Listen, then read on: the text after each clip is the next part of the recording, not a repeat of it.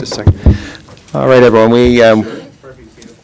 We're just a little late behind times. Apologize for being a little late. Just a quick note. Your mics are just operated by yourself. One press on, one press off. Okay, so we'll take it from there. So if we can start, please. Can I have the motion to approve the minutes of December the 6th? And seconded. All those in favor and those opposed. We've got 3 more items. 1.2, Energy Action Plan. Samir is going to handle it. Is that Samir, please? Can you hit that for me? Thank you.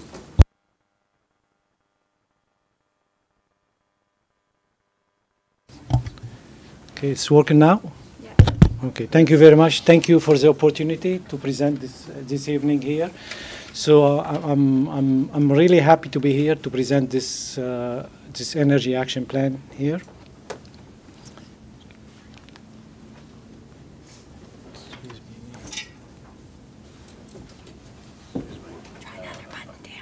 This one here? Okay, down. Okay, thank you. I use it now. Thank you very much. So in 2016, Council has authorized a step to develop a corporate as well as a community energy action plan and the greenhouse gases. And the objective of this both plan here is to tell us where we are with our greenhouse emission, to identify what is our target to be able to meet this target. And the third one is to develop some kind of strategy or action plan how to help us how to meet this target and to help reduce our energy costs as well as reduce our greenhouse gas emission. Additionally to this, they ask us to develop what are the benefits to the corporate as well to the community at large here. So I'm very happy to present this today. This presentation it's going to be overview presentation. It's going to be a high-level information. I'm not going to go into detail because there's a lot of technical information available. So this is the overview of the presentation. We're going to talk both plans. Both are separate plans, the corporate as well as the community. We're going to give you some idea about where we are with our greenhouse gas emission, the energy target or the emission target for each of this plan. We're going to talk about in high level about the action and strategy, benefit, and what is our next step here. As well, I would like the finance committee here to recommend that council approves the corporate and community greenhouse gas and energy plan. Excuse me, sorry about that, I see it going down here. So just I want to go back again to give you some idea about our city experience working with energy for the last many years here.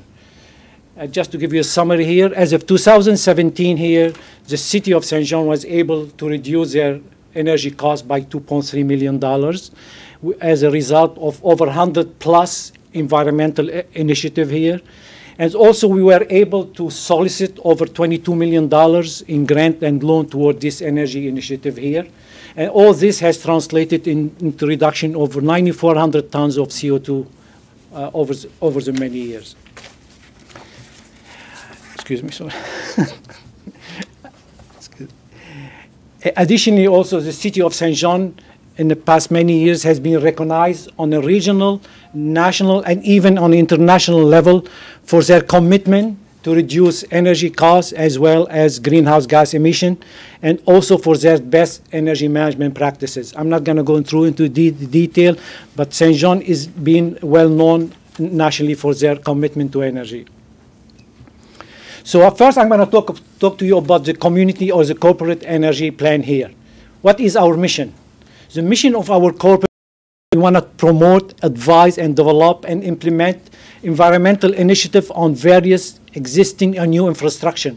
And the reason we want to do this here is we want to lessen the effect on the environment as well as on our operating budget.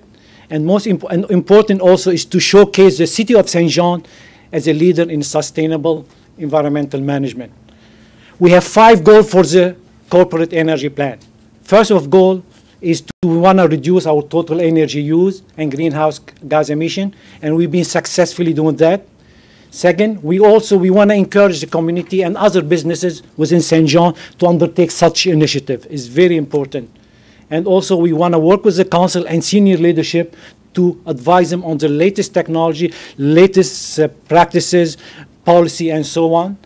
And also, I found the fourth point is very important. We want the staff to take ownership of their energy use by raising energy awareness, environmental knowledge among them. And lastly is we want to foster a shift toward low carbon economy or low carbon technology. So this is our 5 main goals for the corporate. So just to give you some idea about our on greenhouse gas inventory. When I talk about greenhouse inventory, I mean we talk on all our sector within the city, within the corporate, meaning building, water facility, street light, our fleet, our transit buses, and so on. As of 2015, this is our baseline, the city, the corporate emitted over 23,000 tons of CO2 here. And if you look at the pie chart here, you can see the building, I believe the building is the most emit of greenhouse gases, followed by our fleet and water facility and so on here. As of 2015, our total energy cost is approximately about $8.5 million, which include diesel, propane, natural gas, gasoline, electricity, and so on here. Just to give you some idea about the current state of our greenhouse gases for the corporate. So the goal. So how did we establish the goal? What is our goal for the next few years to reduce our greenhouse gas emission? So the way we did it here, we need to establish a target which is feasible to us, economic for us, as well as environment for us. So what we did here, we start working backward here by identifying project here, doing a lot of cost analysis in-house. We did all lot in-house to determine what are the cost benefit for us, what's the capital investment, how much is it feasible to do this project, and so on. So this is the way we did. We did backward, and we did a lot of analysis, and we come up with a target. By 2025, we hope to reduce our greenhouse gases by 30%. This number is achievable, I believe myself here. However, it requires a lot of capital investment and resources to do this problem. Again, I just want to reinstate very much and emphasize that this is all done preliminary analysis. Further analysis is still required to continue with that. So now the next step we're going to talk about, we're talking about the corporate. What are the strategy and what are the action plan we need to do, we need to implement in the future in order to reduce our energy costs and meet our target here. And we're talking about a high-level strategy here because there's still a lot of work to do in order how we're going to implement this strategy here. So we divide it into 2 categories, the fleet and transit strategy, and the second one is a deep building energy retrofit. And we, in the past many years, we have not done a lot our fleet and transit strategy.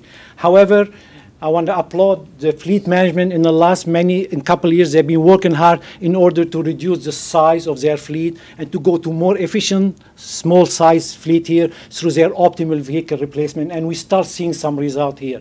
We're looking at idle-free strategy. We know by developing some strategy, we can be able to save over $85,000 to $100,000 in fuel cost here. And this is important, and we've seen it many times here. So this is important because we need to develop some kind of strategy. How can we be able to implement and meet our target? We're moving to electric vehicle. Maybe in the next few years, we're going to start to introduce an electric vehicle into our fleet. We start testing some of the vehicle here, and we still some good result here. However, the cost still a little bit high on that. And then as part of this strategy, also, we're going to develop some training and education program to increase the awareness for the staff on the important to be efficient and be vigilant for how we're going to use our energy. The second one is deep building energy retrofit. Now I use the word deep now because we're going deep into developing some serious energy retrofit in our building, ranging from energy efficiency measure, looking at removing LED light, heat recovery, waste heat, all this here, looking also working and installing a lot of solar PV in our building here, using all kinds from photovoltaic to solar heating and so on. And we're going to be working with Saint John Energy on our peak load shaving, meaning that we're going to allow our backup generator to run, to provide energy or electricity to Saint John Energy during their peak load. By doing this should help us by reducing our peak load cost as well as reducing our greenhouse gas emission here. So this is an ongoing project. We're working with Saint John Energy on that here. And also as well, we're going to be developing some kind, we have to be track our energy monitoring and tracking system to determine how we doing. Do we need to optimize our system? Do we need to improve it? And so on. And lastly, we will be continued providing training and education to step on the importance of using energy very efficiently. So if we do this here, what are the benefits to us? Locally, environmentally, and as well as economically to the corporate, as is it. So if we decided to proceed with all strategy and meet our 30% energy target, we expect to save additionally $2.2 million annual saving by 2025. So this is our goal, which will translate it over 7,000 tons of CO2 annually. And if we factor in the carbon prices here, we're looking at $356,000 annually. And as a result of all this measure energy efficiency, we are expecting to reduce our maintenance and operating costs by over $300,000 annually. And all this resulted by displaying, we will be displaying over 250,000 gigajoule of natural gas over 25 years. This is a lot of gas. And 360,000 liters of gasoline and diesel annually.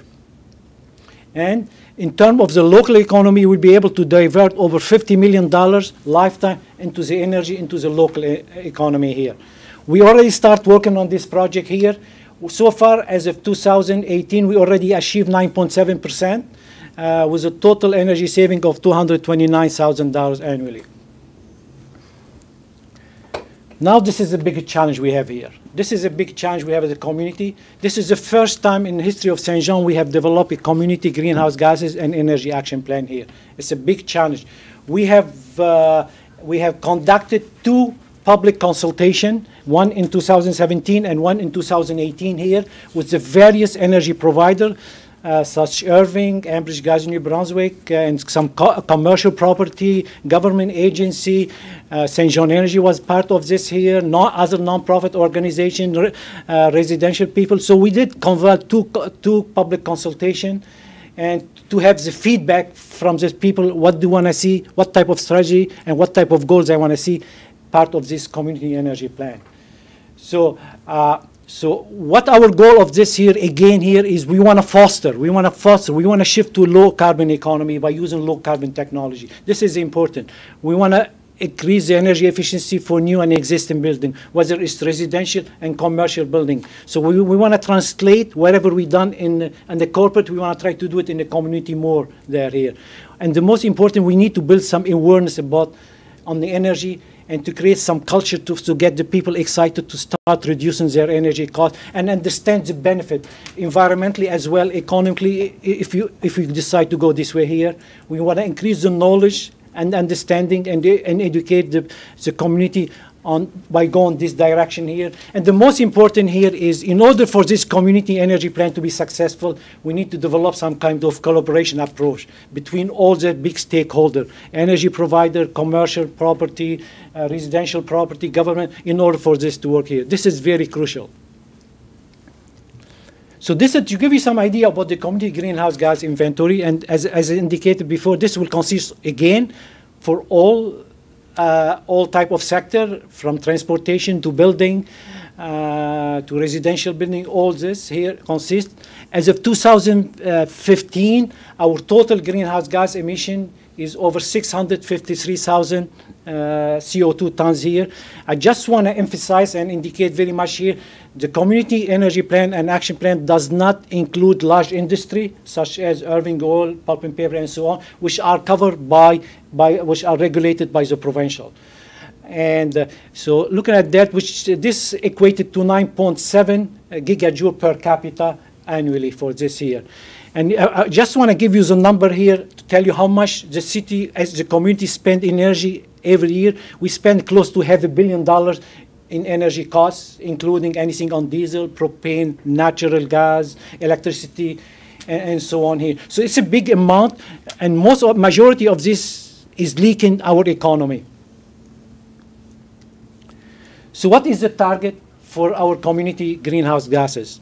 So same thing as we did, the same approach and the same methodology and the same thinking we did for the corporate, we did it for the community here. So we start working on strategy and project and working with the community to develop what are the strategy or project we can do in order to meet certain target. So we came up with the revised this target here, which we are looking at by 2025.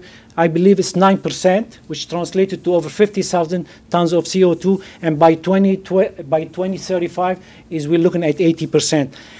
I believe also, again, this is achievable, but we have a lot of challenges ahead of us here. It requires resources, a lot of collaboration with various departments to meet this target here. So the strategy, again, we divided our strategy and the action plan, we divided into 3 categories. First of all is a local renewable energy reduction. Most of the item identified in this here is we're going to be led by Saint John Energy. We'll be working closely with Saint John Energy on this project here. Saint John Energy is looking to to install or to produce, to generate 6% of their total energy from renewable energy sources such as wind and solar. So, and they are very confident they can meet this target or even beyond 6%. Last time I was talking to Saint John Energy, they're hoping to get 8% of their total energy coming from renewable energy sources. We work on district energy system. I know some of you have heard about the district energy system. I'm still optimistic about this system here because we have a lot of industrial waste available in Saint John, whether it's coming from different industry here, and we hope we can recover some of the waste, try to heat our building here. So there's an opportunity also for that here to reduce our greenhouse gases. Again, Saint John Energy is looking to improve their load factor from 71 to 75%, meaning that 75% of their total energy is coming from low carbon emitting, which can help us to reduce our energy, our greenhouse gases emission. And finally, Saint John Energy system efficiency is going to improve by 2%, meaning modularize their transmission line or their distribution system here. The second one, which is very challenging, is the transportation, which, as you indicated from the diagram here, almost 40% of our greenhouse gases for the community come from the transportation.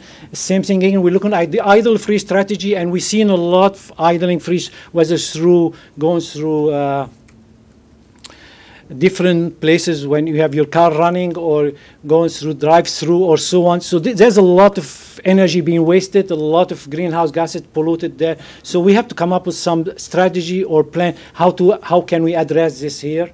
We're looking at electric vehicle community program. We're looking by 2020 in Saint John, by 2025 to have 220 vehicles. We already have some couple installation in Saint John for electrical charging car right now. Also, we're looking at the opportunity if we can reduce the size and compact vehicle here.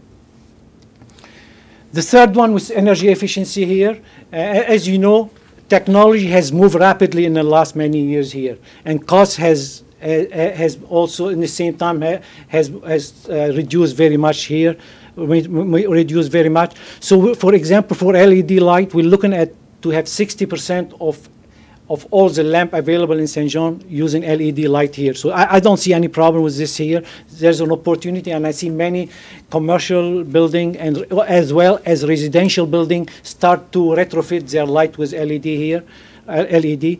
Also, we're looking at working with Saint John Energy also on their heat pump program, and also they're going to be promoting another type of domestic heat pump, domestic hot motor for residential, and we're hoping to reduce our consumption by 10% as well.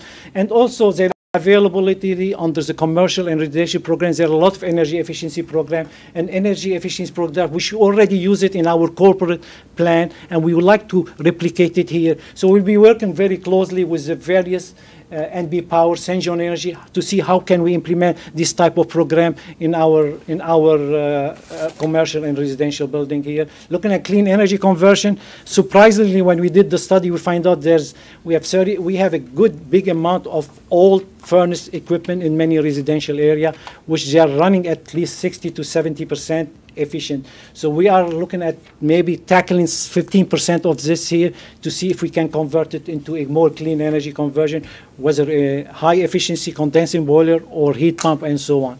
And the last one is a clothesline program here to encourage people to use clothesline as a way for their clothes and here. I've been using it myself for a long time. So what's the benefit right now? Let's take this benefit here right now, and if we be able to meet our target 90% here, we can have $44 million annual saving to the community. Imagine, $44 million, all the community can save this money, and this money can stay locally in Saint John here. We will translate into 56,000 tons of CO2 annually, and if we factor in the carbon here, we're looking at $2.8 million saving annually also. And looking at this number here, we'll be able to display over 1 million of natural gas annually and 7.5 million liters of gasoline, diesel annually. That's a lot of number. And this is, it will help us, and will help us to reduce very much our dependency on fossil fuel here, and to help to make sure we divert all this money into our local economy. Like I did the calculation, we can be able to divert $1 billion over 25 years in energy into our local economy here. And again and again and again, we're going to create local green energy job on that here. So the benefit to the community is significant here. And yes, we are reducing our greenhouse gases. Our target here, but as well we are creating job. We are creating energy job. We are reducing energy costs. We are getting saving to and money to all the community, and all this community money staying in our community. The next step here is to have council approval for these two projects. There's no commitment, there's no financial commitment from the council on this project. We're looking to approve the target and the strategy. We're hoping to present the plan to the community. And the third one here, and this is a challenge here, is now we have the strategy. We need to develop how we're going to implement the strategy, and what is our monitoring plan to ensure that we are measuring our performance here. This is very important here. And the fourth one here is the government structure. Who's going to lead this project? Who's going to be the one leading the project to ensure the measures are implemented accordingly, and to make sure coordinate all the aspects of the project? This is very important here for the success for this community here. And we need to finalize our corporate project, and we're going to keep solicit federal and provincial funding. Funding sources. I believe there's a lot of funding available right now to cover the cost, whether for the corporate or whether for the community. So we're looking at various funding sources, such as Infrastructure Canada, the Integrated Bilateral Agreement Program, which we already put some application on it. We'll be working definitely with NB, Power Energy Efficiency Program, to see what kind of benefit we can do on that here. Also FCM, under the FCM, under the Green Municipal Fund, also there's funding available for various type of project.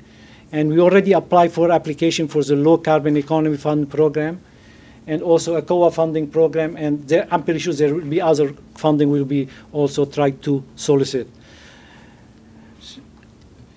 Overall, I mean, we can talk about the number here, but what we have right now here, we have a plan. We have a strategy, which we can build on it here. We can start to get the community rolling in together, and we start to establish what is our saving. We start to communicate all this information to community, and we start to see how we're doing in terms of our performance. So this is the most important thing, that we can move forward with the plan. Yes, it is challenging. It is very challenging when you work on the community. This has not been done in Saint John for a long time here, and we're hoping to have some success. But this job will require a lot of resources, a lot of time. I don't have the time, to be honest with you. Sorry, I shouldn't say that. But it does require resources. But I believe by moving to this direction, we are moving Saint John into a low-carbon economy and technology, and helping in our economy at the same time. I'm excited. I'm very happy. Thank you for listening to me. I go fast sometimes, but if you have any question, please let me know. And this is something moving. Strategy will change as we go also. Any questions or comments for Samir? I'll just say I always enjoy Samir's enthusiasm about this whole thing, and he always gets me wound up. I love the clothesline. I use one as well. And no, it's great to see us at least thinking about this, and I know a lot of it is so dependent on things that we have no control over. You know, I hear that Ford's not making cars anymore, they're only making trucks. So those are the things that are hard to control, but I think that with a conscientious effort, we can continue to keep driving that and looking for it and talking about it. And so I think I think it's all great. Thanks so much, Samir. Greg? Thanks, Mr. Chair. Samir, I'm glad you go fast, both how you talk and how you move. So if it wasn't the case, then on page 8 of our of this PowerPoint, we wouldn't have seven accomplishments. So it's because of your speed that we've been able to hang our hat on, whether it's a Smart Community Award, the Premier's Award for Energy Efficiency, top 13 in North America, and it goes on and on and on. So don't slow down. Whatever you do, don't slow down. So I guess the question I have is, you know, Councillor Merritt, you asked a similar question in a previous presentation. How can we help? I guess you've got the message out there that this is the direction we're moving. Many hands make lighter work is the old adage. So how can some of the hands that are on this deck assist to move this forward? Whether it's using our clotheslines, I think those are things that we can all do, especially when it warms up. But how can we assist to move the needle on this one? Is there anything specifically council can do, or I'll let you take it from there? No, and this is a good point here. We want to manage expectation here. You know what I mean? So when it comes to the community here, we need to establish a government structure. We need to identify. We cannot do all this strategy at once here. I can throw a lot. Let's go LED light. I mean, you know what I mean. So we need to concentrate on project, and we're hoping what we can do to work as a community and one project, one strategy here. For example, let's say clothesline project or LED light project or heat pump project or solar, whatever project. We need to concentrate on one or two projects here. And by concentrating on one project, we can start doing what is our implementation plan. How can we reach to council? How can we reach to the community? What is our strategy? What's our education need? So we need to develop the framework to help us to move forward with one project at a time, one project in order to do this here. But the most important thing we need to do is we need to develop the government structure. One thing council is to support this. This is the most, to support this community is very important. But one important thing is we need to develop, to establish the government structure. And what we already did here, we put some funding under the Environmental Trust Fund already now, if we can hire somebody to lead this project somehow, as a part of the community. And that's what we plan to do in this time. Perfect. No, thank you, Samir. I think back at some of the things that you've done, whether it's reflective panels in some of our arenas, yeah, to improve the lighting and the heating of those spaces, and improve the cooling in some of our arenas as it relates to ice surfaces or LED lights, or supporting Saint John Energy and some of the things that they do. I know those are just a few of the things. I think of the new police station, how green that building's been, continues to move in that direction. I think you're in there sometimes more than the chief himself. So thank you for everything that you're doing, and you've got some fans around here. However we can help to support this, I think you're preaching to the converted. So thank you. All right.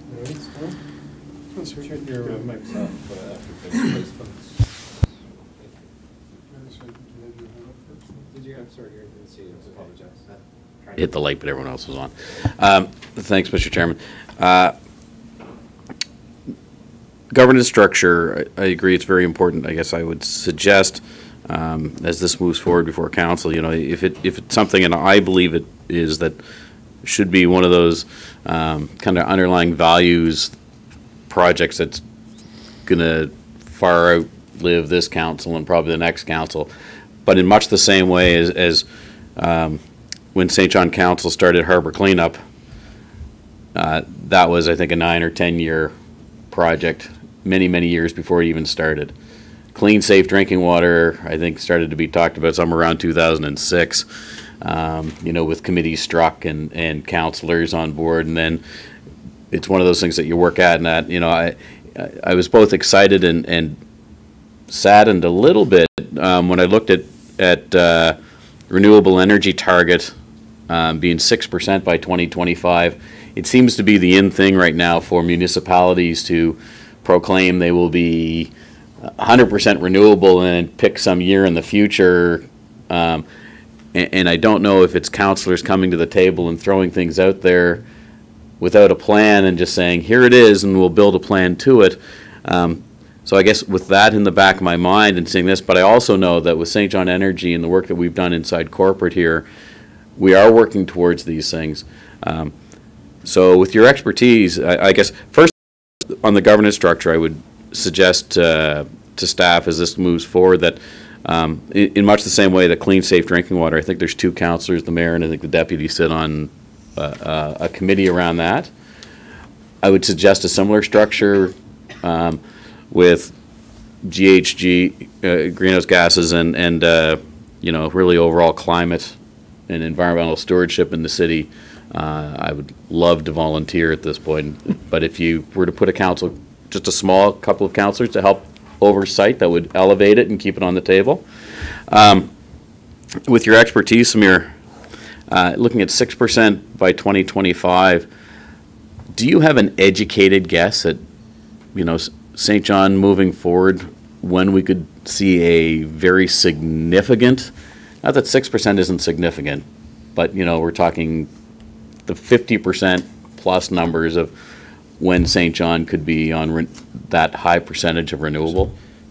No, and Council, this is a good question here. And the challenge with renewable energy for us right now is I would love to have a solar panel on every arena we have or every building. But the challenge we have right now here is the financial payback, and the financial viability is not there here.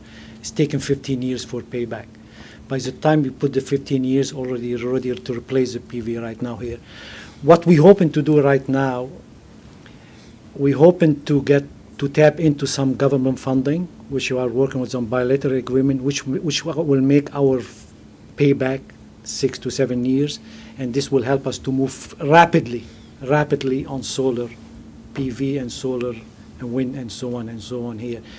We hoping, I mean, when we start doing LED light in 2009, when we put the street light, it costing us $1,100, $1,200 to install it, $19.99. Now we can buy it for $150, and performance has increased. So we're hoping to see this same methodology or same approach with photovoltaic as renewable energy to efficiency to increase better and the cost to reduce, so we can see this cross line, optimal line, when we can actually take it seriously and start putting photovoltaic right now. Unfortunately, right now, and I hate to see it, is if we decide to go this route, the financial, there's some environmental benefit, but the financial viability for this type of technology is not there.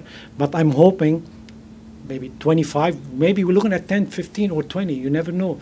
Maybe technology is moving fast. Same thing with the electric vehicle is moving fast technology. Maybe we'll see this number here. But look for us to be realistic right now and based what we already know. So this is why we project this darker 6 or 80% target here. So, but that follows on the why I'm optimistic this is here, because I'm quite confident that our numbers are based on all of that research and expertise that we have in-house.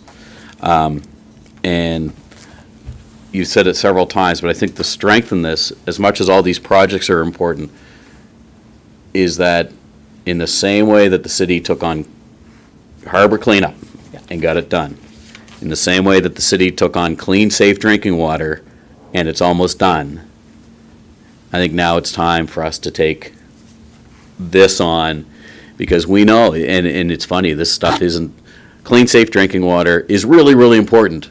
Not exciting. It's not building a new rink. You know, harbor cleanup is cleaning up sewage. And we talk about floatables all the time in committee meetings. It's not the most, but it's really, really important, and we got it done.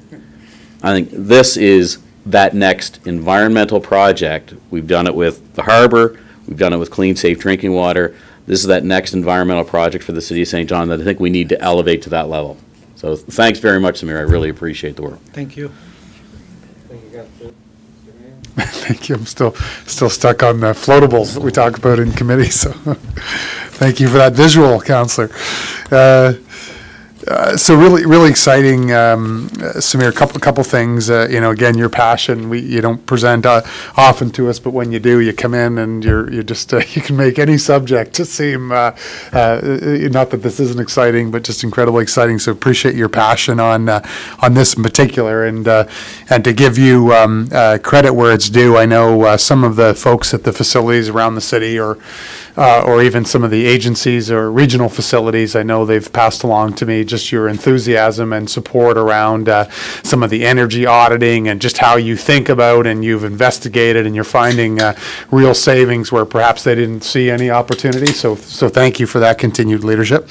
Like Councillor Sullivan said, we have Councillor Sullivan and I and Councillor Reardon have a mutual friend on Twitter who messages us, not today, councillors, but almost every day on sustainability, on municipal leadership, on, hey, this municipality in Texas or this municipality in somewhere in Canada or somewhere around the globe is doing this. When are you guys going to, step to the next level? So for me, what I'm really excited about, and some of this is, again, over my head, but what I'm really excited about is to see the municipality continue to play an environmental stewardship role and lead in trying to encourage the community to tackle and take real actions around improved stewardship of our community, and certainly in the face of what I would call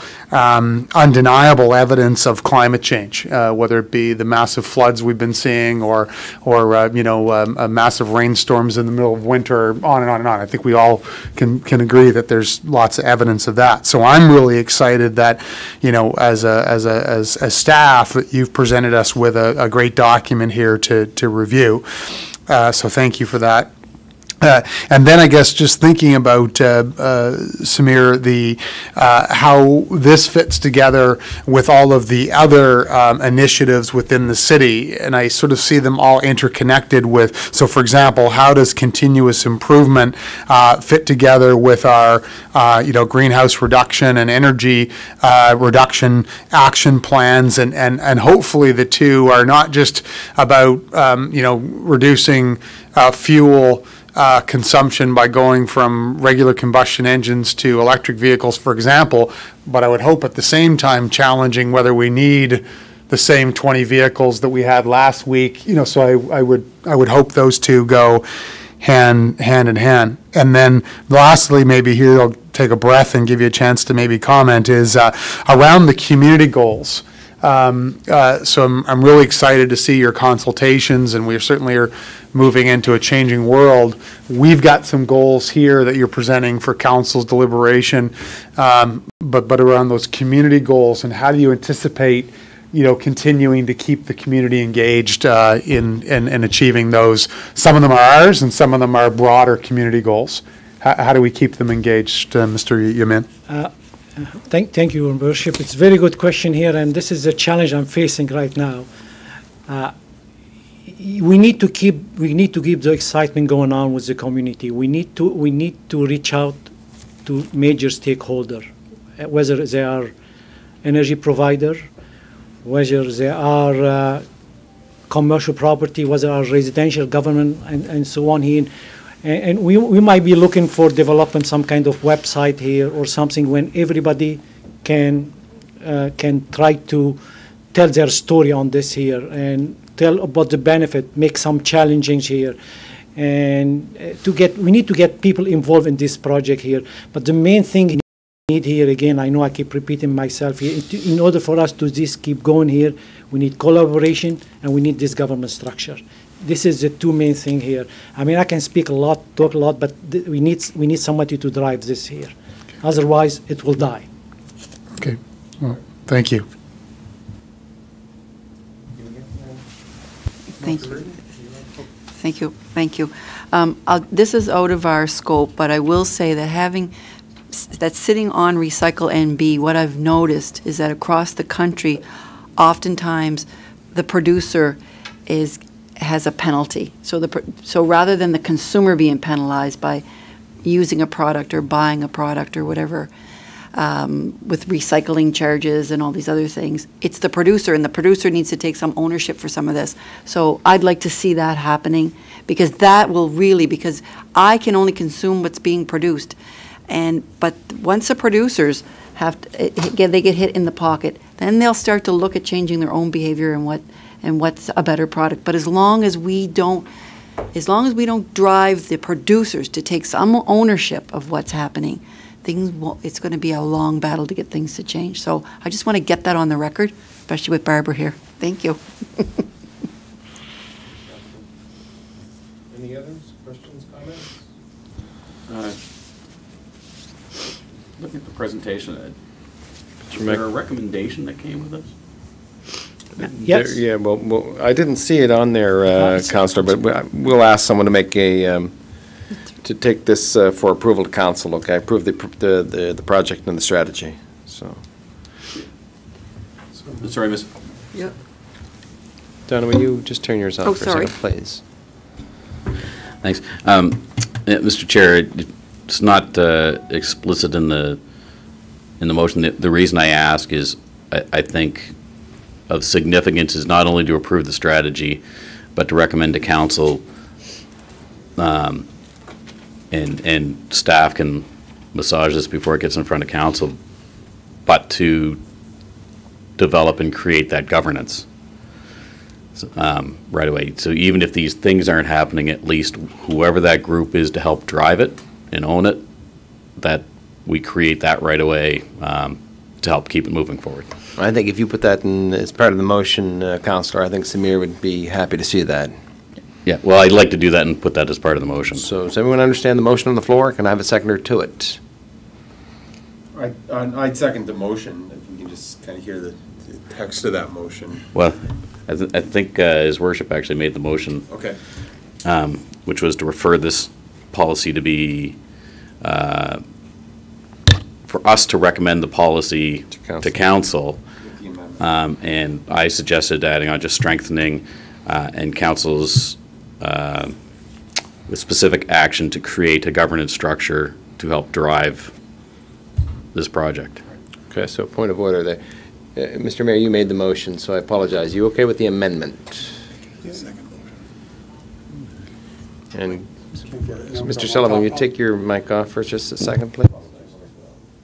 Yeah, so I think the spirit of, the councilors saying, look, and the second piece of it is how are we going to move this and continue to move this forward? I suspect, Councilor, you're looking for staff to come back, or staff to come back with a governance recommendation in terms of how to keep it moving? Yes. Yeah, certainly. So as part of that presentation, when they bring it to council, that staff says, recommendation, we adopt this policy, and here's our recommended governance structure that we'd like you to approve so that it can move ahead and get driven. Yeah. Okay. Yes.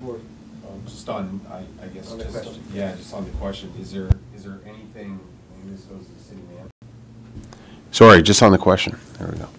Maybe to the city manager, is there anything within any recent committees that have already been struck or are in the hopper to be created that this could fall under? I guess my concern is this: we can create a separate committee, just like we do for water, where the deputy and the mayor sit exclusively on that with city staff, and that's it. And we can have a bunch of those. But if this falls within the umbrella of one of the committees that we already have, or future committees that are being contemplated to be had, I probably see it underneath that to maybe keep things tighter and more manageable for staff. If that's the case, I think that addresses Samir's concern around governance, and I think that may not be, I'm somewhat speaking for the councillor, it might satisfy his desire to get to fold a committee around this to get it going. So, if I may, so long as the wording in the amendment or in the motion is along the lines of explore governance to enable and to drive this project forward, then Councillor Norton, we would take a look at all of those various options.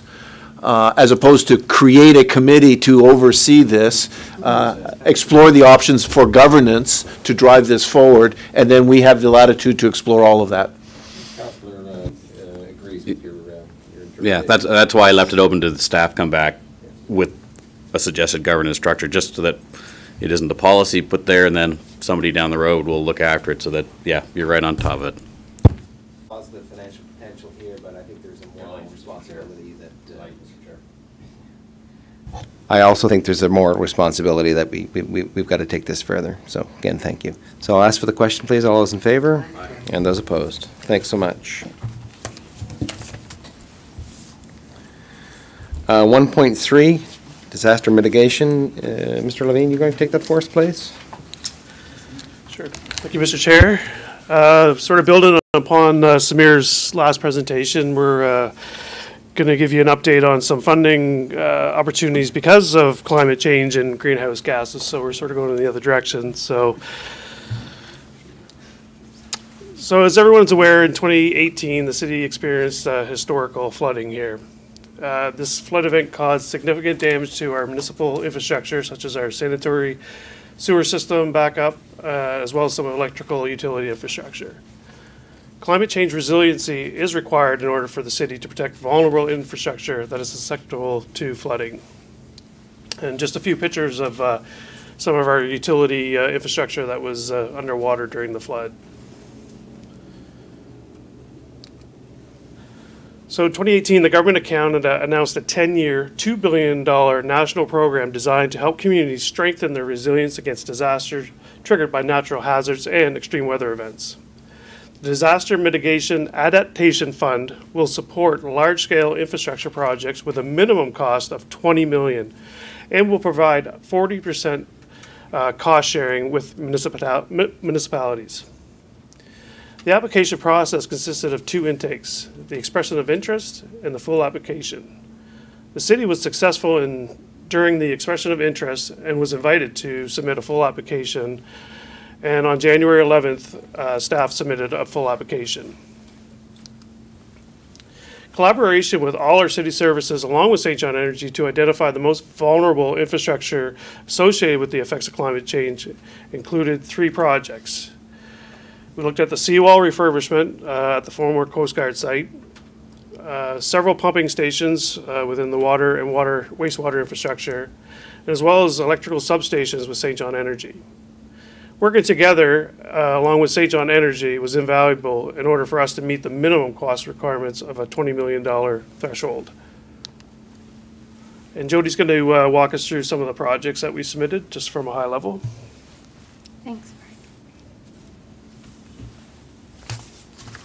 So back to the collaboration, that was invaluable because the criteria was minimum 20 million costs, and so on our own we would never have achieved that requirement. So we had gone across all services. Saint John Water also helped us develop, Saint John helped, and Saint John Energy. So you'll see in this that we did a bundled approach, and as long as it met the same hazard that would occur at the same time, then that was acceptable criteria. So it was a bundle of 3 projects under one large project for flooding.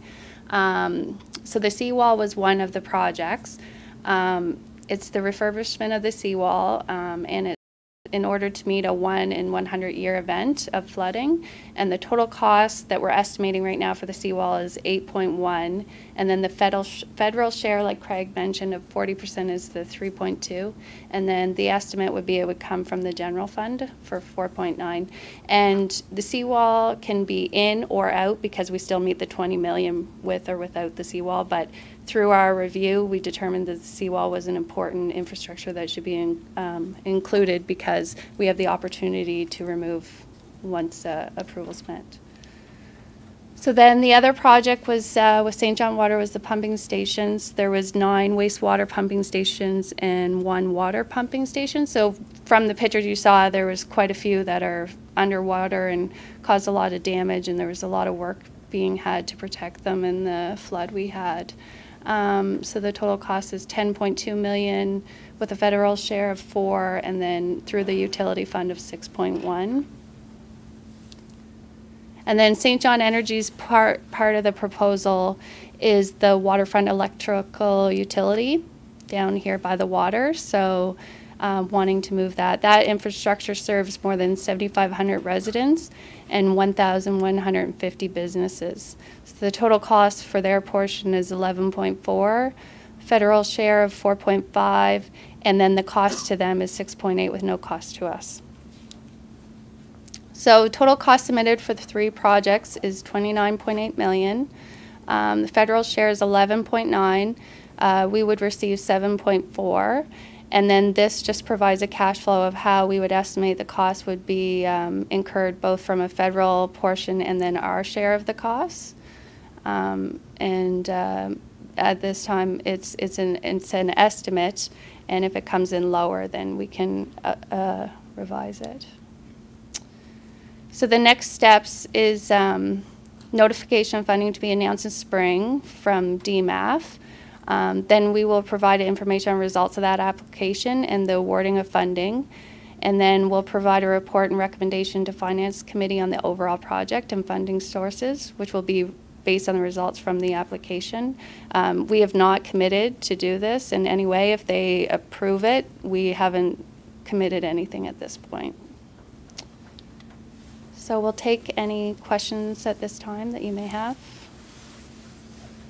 Any questions or comments, please?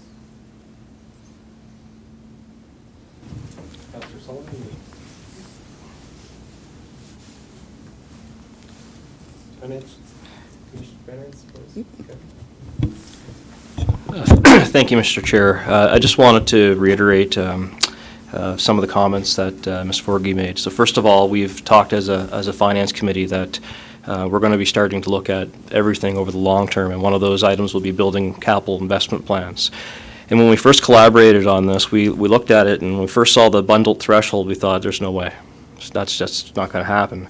But as we start talking and collaborating with Saint John Water, we learned that some of these projects, and these are multi-year, you're able to fund these over multiple years. Some of these projects we're going to be doing anyway as part of our long-term capital investment plans.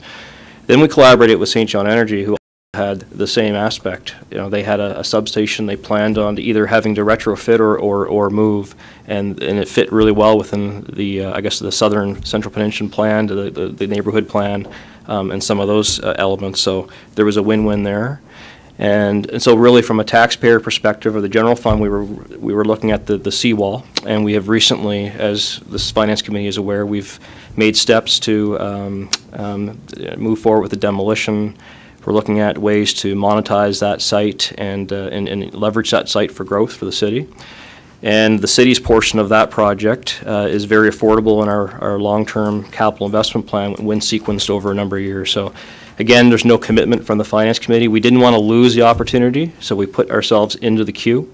But all funding agreements, everything needs to come back to Finance Committee and Common Council for final approval. Just want to add those comments.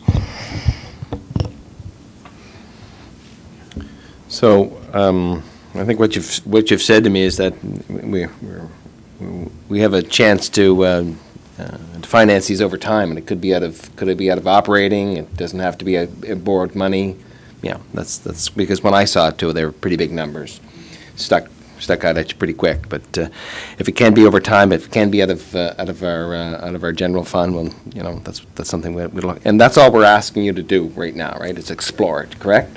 Yeah, thank you. Mr. Mayor? Just very quickly.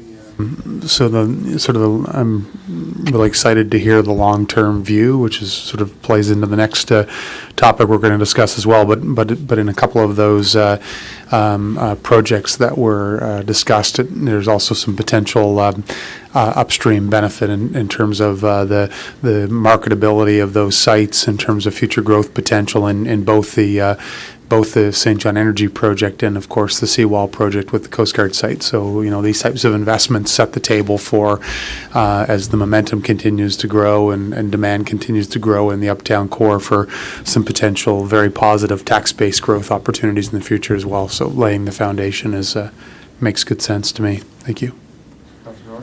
Thanks, Mr. Chair. Just one question I had. Commissioner, either you or somebody from your office can answer this.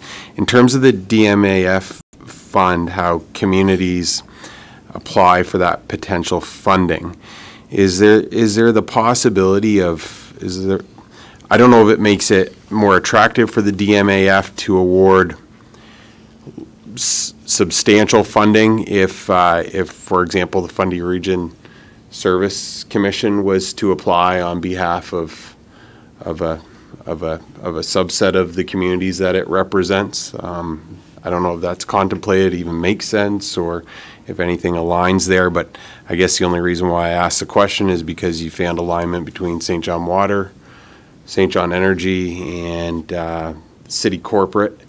And so looking from their lens, is there something that we, Grand Bay, all the way out to you, the folks on the other side, have in common? So if the application made sense to apply from a group perspective, if that's there or even entertained.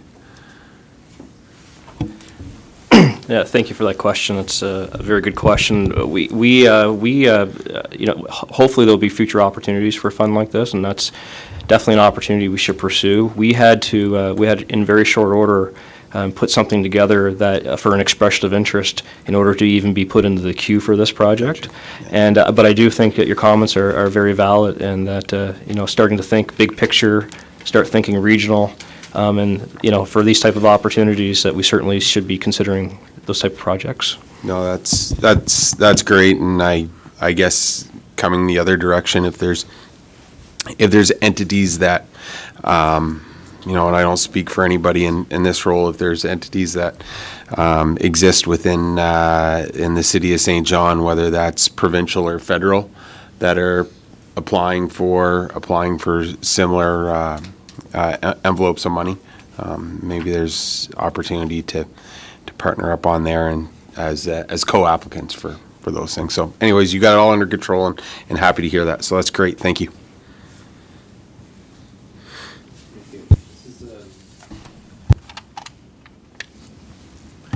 Any other comments, concerns, questions? All right, this is receive and file. Thank you. All those in favor? Thank you very much. Thank you, folks. Last item. Mr. Fudge, would you do a long-term financial plan for us, please?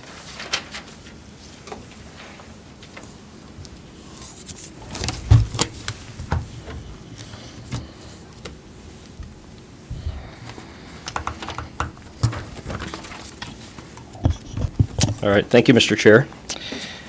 So we're embarking on developing our long-term financial plan in 2019, and we've talked in the past about this being an iterative process, and really this plan is not the finance department's plan, it's the city's plan, it's the finance committee's plan. Your input's extremely important as we move through this plan.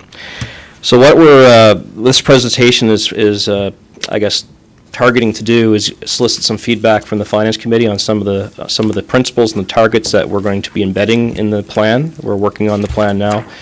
And you'll see some of the implications of some of those assumptions. So we've got some targets in here, and we'll explain why we've come up with some of the targets. And as we reach consensus, we'll be doing this over a number of meetings with different items in the plan. As we reach consensus, we can layer them into this plan. The plan's living document, such time that we come up with a long-term plan that the Finance Committee is comfortable with. So first and foremost, the overarching principle of this plan is that we want it to be sustainable. And we defined what sustainability means. We've talked about this in previous meetings. But really, the ability to meet the present and future economic needs of today's citizens without compromising the ability of doing so for future generations. And we've provided really 4 financial elements below that really this committee considers on a monthly basis when we speak about various matters. So to be a sustainable city, we want to provide affordable, reliable, and consistent level of services over the long term. We want to be able to absorb shocks caused by economic adversities that are external. We want to be able to pay for our services with full cost and consider that from the sources from our own revenue to pay for our services, and we don't want to shift our tax or debt burden to future generations. So why are these principles important? The principles will form the cornerstone of our long-term financial plan. They'll guide the development of this plan over the next 10 years, and they'll help us sustain our goals. So that's the only high-level principles we'll talk about in this presentation, because I know this group has heard a lot of this before. So let's get into the meat and potatoes. So one of the things we need to determine as a committee is what's our target for tax rate. And so what we have up here is a target, and we've justified our targets with the principles that have been established in previous finance committees, but also in consideration with the policies that have been approved by the finance committee, and I'll go through this in a minute.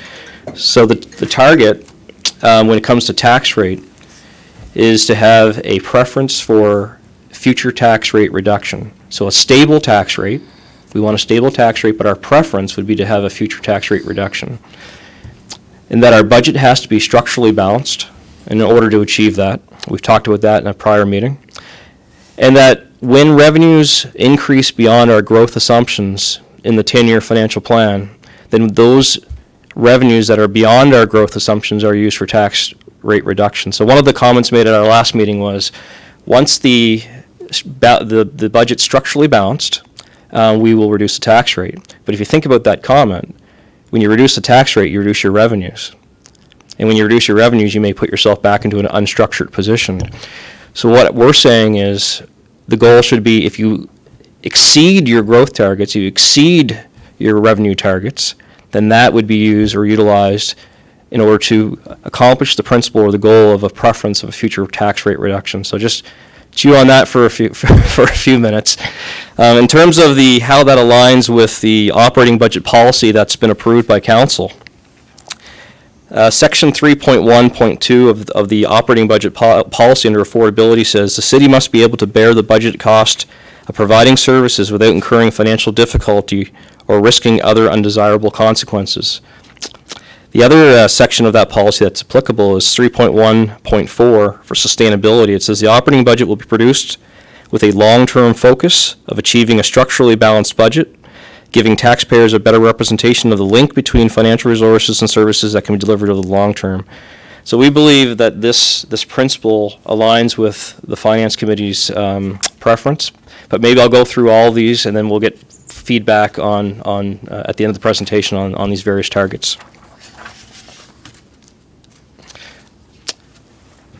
The next target is we've set forth in this financial model is to reduce our infrastructure deficit by 25% over the next 10 years. And to do so, that will be slowly increasing our pay-as-you-go, which is known as capital from operating, that budget and our operating budget by $1 million per year. So we've talked about the fact that we've got $500,000 of pay-as-you-go in our operating budget, and we've got other cities that have exceed 10 million. Exceed 15 million, and they're funding their infrastructure appropriately. So how does that align with our capital budget policy? So for capital budget policy, on Section 4.13, fiscal responsibility, the Council's policy says the city shall reduce its reliance on debt and address the infrastructure deficit by increasingly funding reserves and pay-as-you-go to fund infrastructure renewal. Now, is this the right number? We'll see as we continue to model the financial model and come back with different iterations. The asset management policy also reconfirms our principles of committing to asset management and improving our asset management policies and processes in order to address our our infrastructure deficit. Another target that we're establishing in the financial plan is with respect to wage escalation, and we've talked about this in previous meetings. One of the biggest reasons why we're structurally imbalanced is that simply our growth, our revenue is less than the wage and benefit budget, which represents over 60% of our budget.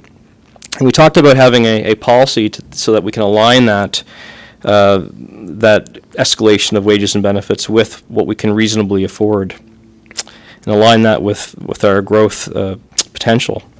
So under the operating budget policy, again, 3.1.4 sustainability addresses the structural position of the organization. We believe it falls within that policy, and we will be coming back very soon to the Finance Committee with a wage escalation policy as part of the suite of policies that we plan on bringing and implementing with this long-term financial plan. So the next target would be debt. And this committee has done a great job reducing debt. Debt is on the decline with the practices and the strategy we've employed over the last few years. But from a long-term 10-year target, what we're suggesting is reducing the debt balance by 25% over the next 10 years, or 2.5% per year. And we'll do that by increasing contributions to capital reserves by 10% per year. In terms of principles, that will allow the city to become more flexible and will reduce the amount of vulnerability the city has with respect to needing to fund our infrastructure deficit and our capital needs. So the operating and capital reserve policy that's been approved by Common Council also supports this initiative in terms of funding capital renewal, utilizing reserves to reduce the debt burden in the organization. But another policy, we talked about the wage escalation policy, another policy we're bringing in the next 6 months will be a debt management policy. And we'll have a very clear debt management target and a debt management plan with respect to our long-term financial plan. So again, we're just beginning the discussion here on our long-term plan, and really this is just to start a dialogue with the Finance Committee. So what are the budget implications if we do this, and in conjunction with a number of other initiatives that we've talked about? So we realize that we got to somehow close a gap, and we've talked about $15 million gap in the past. And if we implement pay-as-you-go policies, if we implement capital reserve policies, if we implement debt management policies and the targets that we've got reflected in this presentation, in addition to wage escalation policies to limit the growth of our wages and benefits, where do we go? What happens? So if you'll see this slide here, we have a budget, a long-term financial plan tool that it's very flexible. We can model pretty much any scenario. So we've put these targets into the plan just to show what would be achieved with your debt, your infrastructure, and a number of things. So on this slide, if we implement the target of a 25% reduction, our long-term debt could be reduced from $103 million in 2020, which is what we expect it to be, to about $77 million in 2030. In terms of our infrastructure deficit, if we employ the strategies that we're suggesting in these targets, our infrastructure deficit, currently it suggests that our infrastructure deficit is going to increase significantly over the next 10 years. Well, this would allow us to not only curb that, but also reduce it some.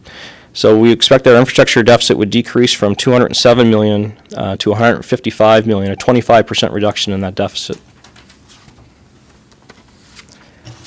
And in terms of funding capital, if you'll see the various colors on the slide, the green represents pay-as-you-go, the light blue represent reserves, and the dark blue represents debt. And you'll see as we go out throughout the years, the next 10 years with the strategy, our funding for capital, we plan to increase that funding for capital with other sources of funding such as pay-as-you-go. And the dark blue, which is our debt, we become less reliant on our debt to fund those capital expenditures. And if we're able to achieve this plan and we're able to have success with a wage escalation policy, we believe we can address the structural imbalance in the budget over the next 10 years. So our next steps would be, again, this is just the first step of a conversation. We're looking for feedback in terms of some of the targets we have here. As we build the targets into the model, we'll be back with more robust financial statements so you can see the implications of those targets.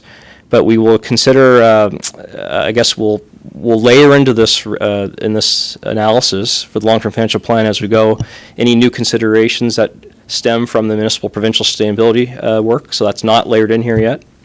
That obviously will make a significant difference in how the model is sculpted over the next 10 years.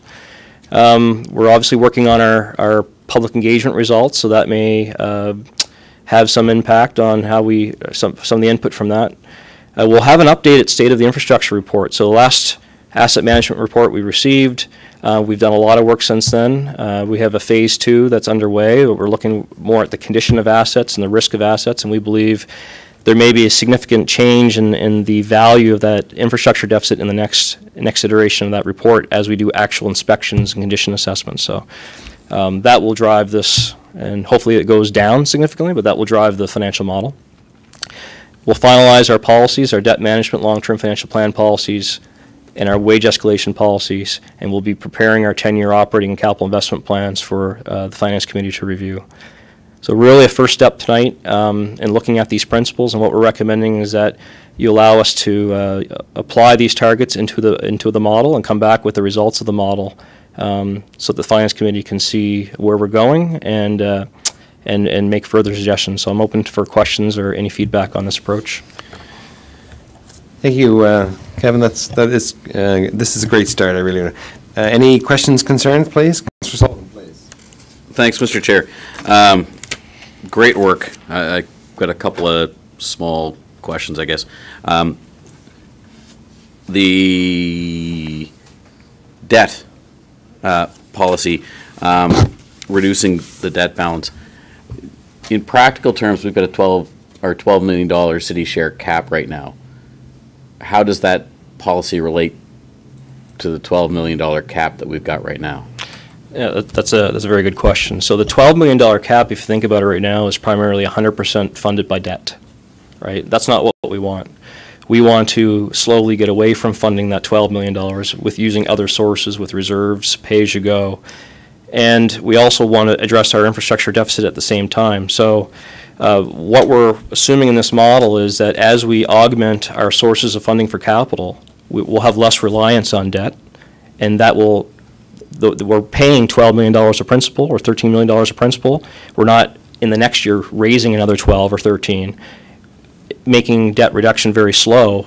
We may be raising $5 million, and you're chopping off a $7 million balance on an annual basis. So that's our goal. So if I might, by controlling on the operating side and getting better control of that, and more pay as you go, we'll see that $12 million city share reduce because of that. Absolutely. Okay. With the wage escalation policy, I think is just fantastic. I know you had kind of hinted at it at our last finance meeting, and it was like one of those teasers before Christmas for when the show comes back on after that. I think it's fantastic. Back to the very first one on tax rate reduction. While I scroll back, tax rate reduction. Certainly, I agree with everything that's in here. The one piece I'd like you to consider tacking on is not only revenue increases beyond growth assumptions, but what if expense increases grow below assumptions? And certainly on the renewable stuff, not the one-offs. But when Samir comes back in with the next big thing in street lighting, and we see that, I think that should be in here as well. I think you know what I'm talking about, Kevin. Yeah, so I it's do. not just revenue increasing beyond what we assume, but as our folks look and find those sustainable expenses, I think that should be also tagged for tax rate reduction, which leads to this question about controls. Unfortunately, and I'm not saying here, but I've seen it in other global government departments, there's sometimes a concern to make sure you spend all of your budget even if you find expense savings. So are we building in controls, and I would, not only controls, but certainly I would love to see, I don't know, I'd say rewards for folks in Saint John corporate who find sustainable expense savings, you know, not just the CI folks, but anybody. But I know that it's in some government cultures out there, and what kind of controls do we have to make sure that folks are spending what they need to spend to get the job done, but you know, when they find savings, they don't say, gee, budget year's coming up, we got to spend it. Yeah, that's a good question. Certainly, we'll be looking at opportunities like that. You know, one of the, you know, it's funny, one of the upsides of being in an austerity position we have been in for the last 5-6 years is that we actually have a pretty good culture of making sure that spend is responsible and that spending is needed, and that they're keeping a close eye on the bottom line. And the Finance Committee has seen that with some of the modest surpluses we were able to divert back into reserves and capital from operating by doing that. So I think our staff, the financial acumen of our staff, they're looking at their budgets on a monthly basis. It's there, but I do agree there's an opportunity for maybe some sort of incentive, maybe a collaboration with the CI program in order to facilitate that, but we'll certainly look at that. Thank you. Thanks, Mr. Chair.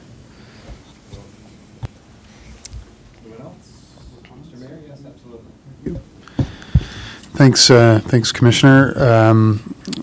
So I'm going to start with my last comment, actually. Just really thank the Finance Department, your leadership, the leadership of our Finance Committee Chair, to be even having this conversation tonight, to be talking about having the city's history, the first ever long-term financial plan is a very exciting milestone, a historic milestone for the organization. So I thank you on behalf of taxpayers. Just a rapid fire, Commissioner. So as I was going through the presentation, I can't help myself and my brain going to others. So would like to see this financial plan in combination with our, obviously restructuring needs and the result of the working group and its corresponding and necessary actions. So obviously how it all fits together. You made reference to that after I wrote my note. It's a general comment. I'm not saying they aren't, but just the adequacy of the targets. Should they be more aggressive? And then that will come out in the debate of the ongoing drafts of this plan.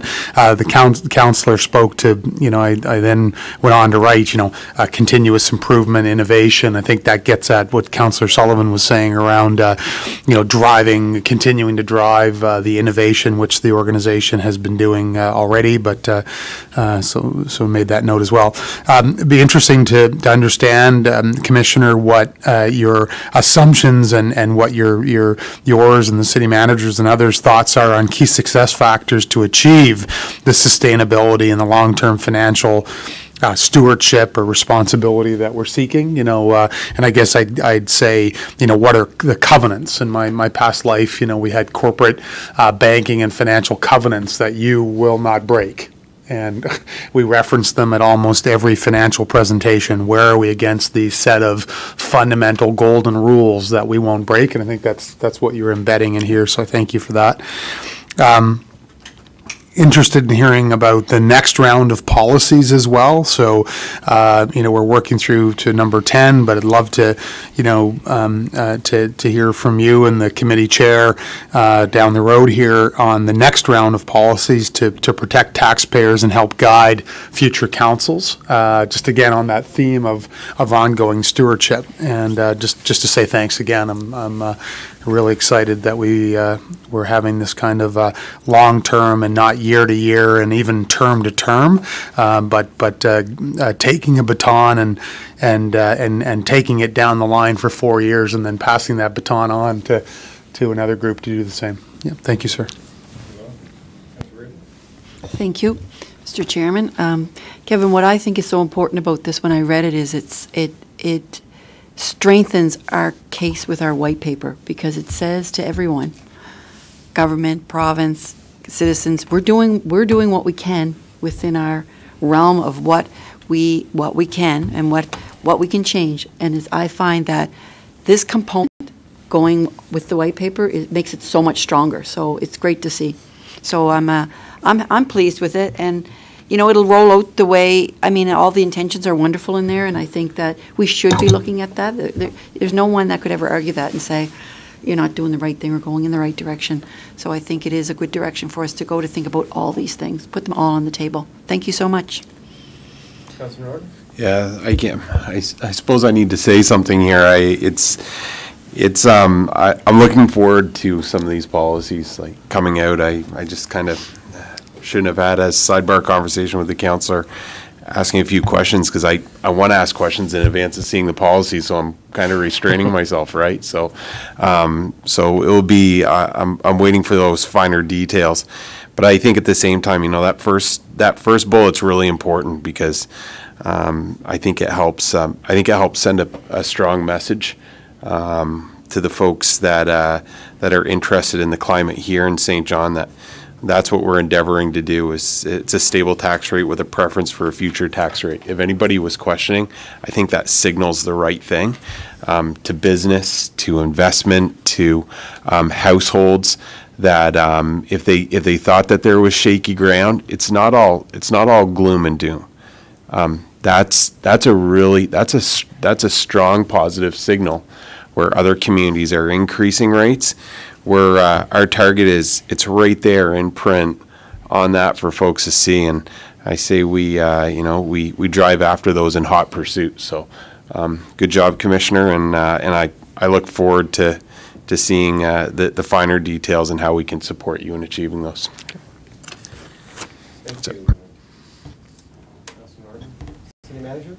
Thank you, Mr. Chair. Just a cautionary note, which will be discussed at future Finance Committee meetings, and it's the question of what do you do with your success? And I draw a highlight to this slide where the bottom bullet right now says revenues increases beyond growth assumptions will be used for tax reduction. There is no doubt Council has made it quite clear that needs to be a focus of ours in terms of addressing and reducing the tax burden. However, there's a case to be made, and for future discussion at Finance Committee, of the notion of reinforcing success. So, for example, if you are succeeding in your growth agenda, should you place a bit more in it to accelerate that momentum? If you are achieving efficiencies through innovation, should you take some of that revenue and use it to reinforce more innovation? So we have some work to do in terms of how you word that so that it is very clear and it does become part of the plan, as opposed to just a blanket singular statement about tax reduction. But we certainly understand the desire of Council for that to be the priority. Anyone else? Well, then just let me finish up, please. Again, Mr. Fudge, thank you, and thank your team.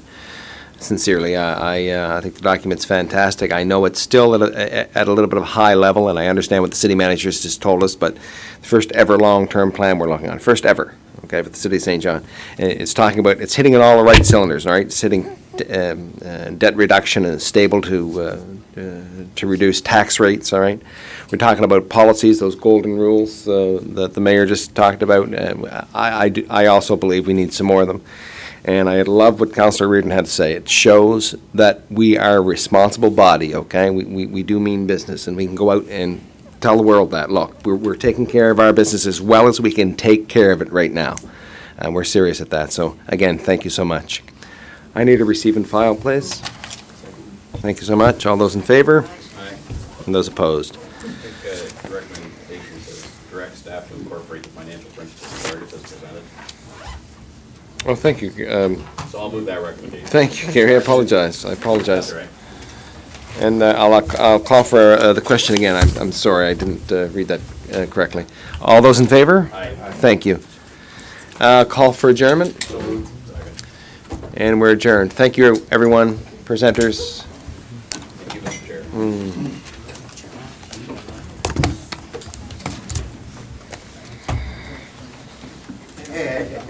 Good night, folks. Good night. Night, Jackie.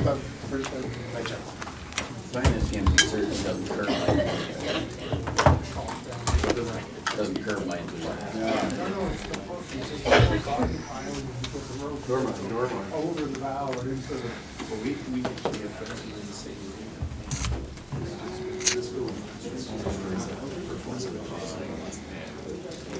Oh, really?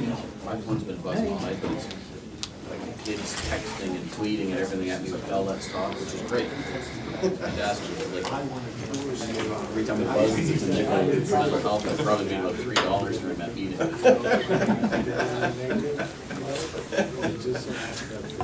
That's awesome. Can I interrupt you for a minute? Councillor? Thank you. What? Just sending some thank yous out. Oh, that's you're so good about that. Won't keep you long, but Councillor Bernand called me today. Anytime. No, you're a big part of that behind there. Oh, no, I love it. Thanks, Kelly. Yes, thanks, Kelly. Yes, thank you, Kelly. Did you get the pizza? What? Councillor Bernand called. Yes, he wants to have a meeting and have the aquatic center come in and talk to regional facilities with an update on their progress. When are we due for our update?